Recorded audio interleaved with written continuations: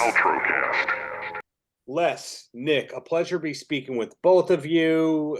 First time, hopefully the first of many conversations to come. But first, we'll throw it to Les with a two-parter. We'll say, how are you?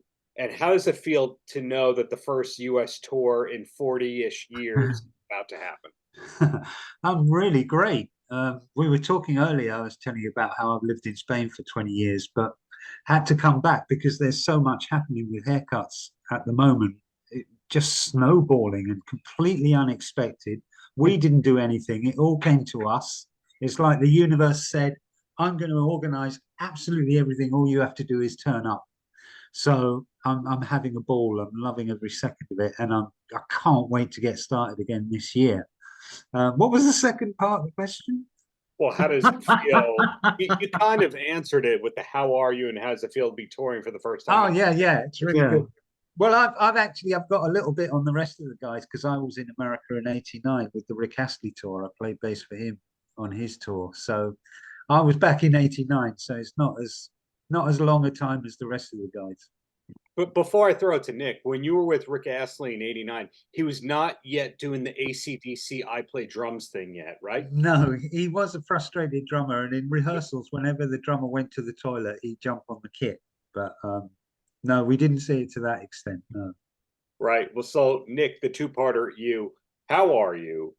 How does it feel to be touring in 40 years? And then we have a proper follow-up to that, but go.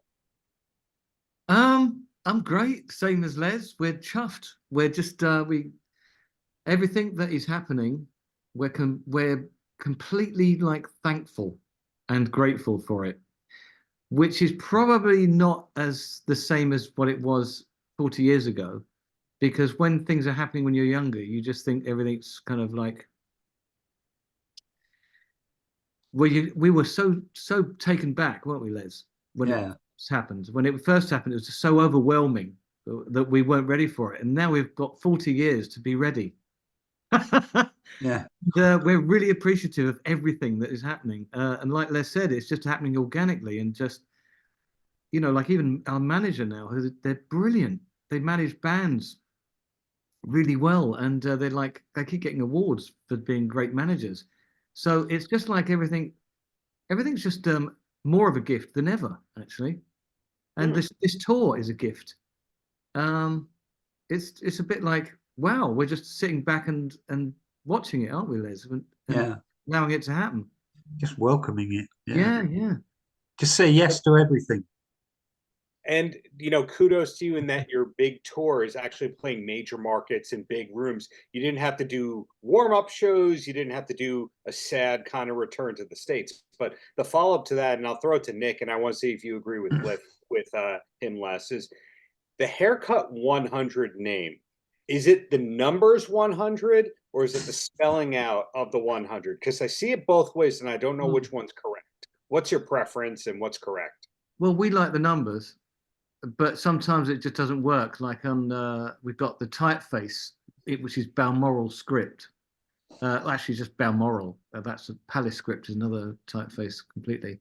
But Balmoral is a script, and that works when it's written Haircut 100, and we have that in neon behind us when we play live.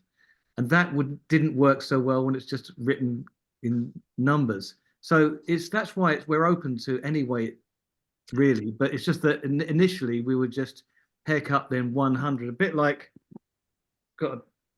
Manuka honey. Yeah. Manuka 100. It looks good, doesn't it? It's like 100 is 100 has followed me around. It's like I earned like 100 cents out of the last tour I did.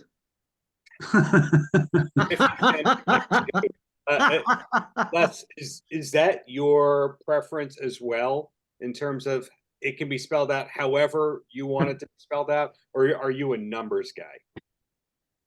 Who, me? Yeah. No, I agree with him. Well, I agree. Yeah, I agree with Nick. He said typeface, which is a very commercial artist thing to say. We both worked in commercial art. Most people say fonts, and he said typeface, and that was good to hear. And I don't like honey. Can't stand it. But yeah, Yeah, it's Why? whichever Why is way that, it looks Les? good. Huh? Why don't you like honey? I don't know. It makes me gag. All those things. We've lived together. We lived together for years. I never knew you didn't like honey. Yeah, yeah. So Oh, there's no Manuka honey on the tour rider. well, Well, just for me, I think I'll have it because I'm a bit of a hummingbird. I like to get my energy from flowers. well, I need turmeric and olive oil on the rider, I think. Yeah. If you could make a note of this, Darren. Yes. I'll type it up. I'll use the typeface as you said, and we'll do that there. Now, another point of curiosity I have is here in the States, in the mid to late 90s, there was kind of a joke about all the number bands, Matchbox 20, Eve 6, Third Eye Blind, The Marvelous Three. I don't remember there being a name number band before Haircut 100. Am I wrong about that? Oh God, I can't think of Level one. 42. Level 42. Oh, Yes. Yeah. now I'll throw the follow up there. Les, do you have a Mark King slap bass impression that you do at soundcheck? No. You do, Les. You do. You do it in king size. Oh yeah, there's a slap bass. I'm rubbish at it though. No, Absolutely it's really good, Darren. Don't believe a word. I believe it. I mean, Les, your credits outside of Haircut 100, being an in-demand session guy beyond the Rick Astley credit we were talking about, you are a musician's musician. Do you have to kind of hold back? Yeah. Embrace it, Les. We have this joke because it's a really long story. I'll try and shorten it. We met up with a guy from a record company before we got signed because my mum my mum knew somebody who knew him. Sure. Long story short, he ended up not to be an A&R man. He was the disco A&R guy or something. Anyway, Yeah, and we were walking down. Man. Yeah, we were walking down the road with him, and I was having a conversation, and I said, I don't know why. I said to him, I don't mind if the band doesn't make it. I just want to be known as a good bass player. And Great that, bass player. they have taken the piss out of me for that for the last 40 years. But it came true. Yeah. So when you say stuff like that, I just think, really? Well, Yeah, I'll say why, to rudely interrupt you here, I'll say why I called you a very good bass player in listening to your stuff.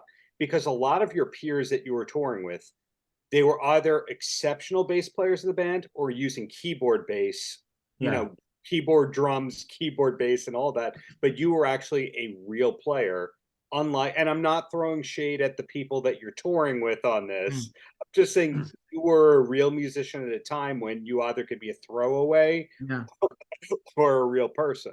And I think with Les, what the key to Les's bass lines is they are melodic and memorable and part of the song, and not just. I can't remember many. No disrespect to Mark King, but I can't remember many of the bass lines. I can remember how brilliant he is, but I can't actually recall any of the bass lines. And people know Les's bass lines. You know, they come up to me in the street and say, they sing them to me. Well, that turned out all right, didn't it? I wasn't expecting any of that. Ego roadie. No, it all comes to you. You know, it was like, it's got like I suppose it just takes a long while, isn't it? And that's what this tour's like. It's like, it's time to allow compliments, because it's like we spent most of our younger days being self-conscious, you know, and not being able to take a compliment. And now you can kind of like, when somebody says, I love the band, you can go kind of like, thank you. You know, you can actually say it like, thank you, and like, wow, and kind of so do I. Strange. You got so much perspective on it now. Whereas when you're younger, it's a bit like just, we're brilliant. But you don't really actually believe that. You're just really insecure. Right. But The Oasis approach of saying we're the greatest band in the world, whether or not you actually believe it. So, keeping the compliments coming here for the last couple of minutes here. I love your t-shirt, Darren. Oh, thank you. It's this metal band that sarcastically we're beach people, even though they clearly don't like the sun like me. What can you do? You don't like the sun. I live in a beach town. I burn. I was telling Les, offline. I burn in 2 minutes, so it's Oh, kind right, of okay. hard to love the sun. Yeah. I feel British at heart. Can we swap? We'll think about it. I mean, we'll talk about it when I come to the Huntington Paramount show in early September. But back to the compliments here. If you're playing a 30, 40-minute set, that's all going to be hits, right? Because Yeah. Haircut 100, those 2 albums are just full of hits. Yeah, and a new song called Plum. We're going to begin with that and just like get our plum out and say this is our plum, our new song, and with plum stripes, and then it's all up, isn't it? There's from there. It's a real hit it, quit it, because like you say, we only get half an hour, so it literally is bang them out one after the other and just leave them open mouthed, hopefully going, "Oh my God, what was that?" Right. Leave them wanting more. Yeah. So Open-hearted. no bass solo on this tour, Les? Yeah, there's a 20-minute bass solo and then a 10-minute set. In fact, most of the set is Les's bass solos because he's turned into Mark King. Yeah. Hey, I love me level 42. Don't get me wrong here, but I also am a Haircut 100 guy. So the last question I have for Same you. here. We are the same. I mean, you don't have to be. That's the whole thing that you get being mature, is that you've got this vast display of music now to listen to, and you haven't got any of the stuff you have when you're younger. You can listen to it all now and love it all, and appreciate it all. Whereas when you're younger, you kind of have to have your people, don't you? Yeah, I can't say that any better myself. So that's why I end this strong with this question, and this is the first U.S. tour in 40-ish years. So you're coming back on a high note. What's coming up? And I'll throw it to Nick first. What's coming up for you in Haircut 100 and outside of Haircut 100 after this tour wrapped? Are you allowed to say what 2025 looks like? Well, when I'm, curiosity, that comes up for me. I love going to museums and looking at botany, and I saw Oliver Cromwell's watch the other day, which I was fascinated in. Henry VIII's Hawking glove.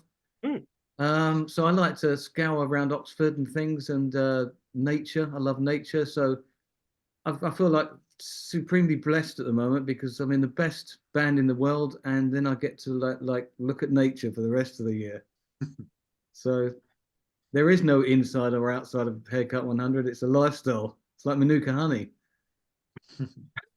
Well, so if I'm hearing you correctly, jokes aside, it sounds like you go, well, we've got our 50 to 100 shows this year. That affords me the chance to do whatever I want when I'm not on the road or, tracking stuff in the studio. Is that correct? Yeah. Well, we've got to get this new album out, so we're busy bees with that. So that's good. That's good because we're managed properly. This is a lovely thing. They they know their onions, don't they, Les? They're really good. They look after some really good bands. We just got a really nice relationship with them as well. There's no contract. Nobody's pushy. In fact, everybody we worked with that whole UK tour last year, every member of the crew, everyone were just so lovely, such nice people.